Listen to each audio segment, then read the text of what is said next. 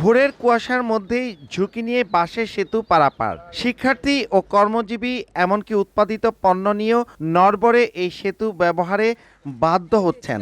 পৌরসভার ৭ নম্বর ওয়ার্ডের মোল্লারচরের কয়েক হাজার মানুষের চলাচলের একমাত্র অবলম্বন এই কাঠ বাঁশের সেতু। উঁচু নৌযান চলাচলের জন্য মাঝখানের অংশটি খোলা রাখা হয়েছে।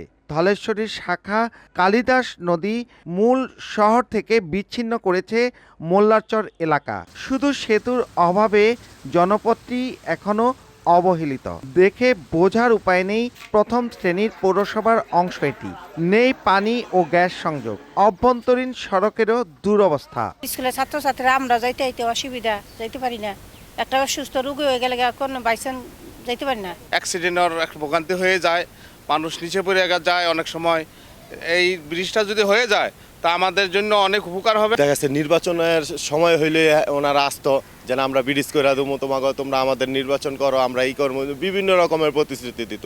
আদতে কেউ এই কাজ করে নাই।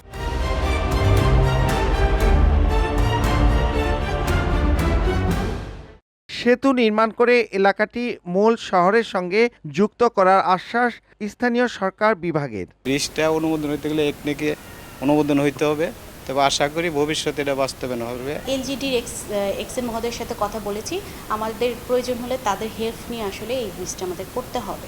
যেহেতু ওই জায়গাটা আমাদের বিচ্ছিন্ন, আমরা চেষ্টা করবো ইনশাল্লাহ। 2019 সালের 3 ফেব্রুয়ারি বাঁশ কাঠে তৈরি এই সেতু কয়েক দফা ভেঙে পড়লে দেয়া হয় জোড়াতালি। আলোর নিচে যেন অন্ধকার।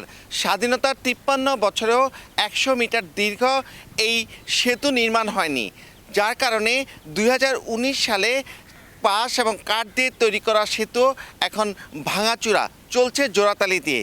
তাই দুর্ভোগ লেগেই আছে।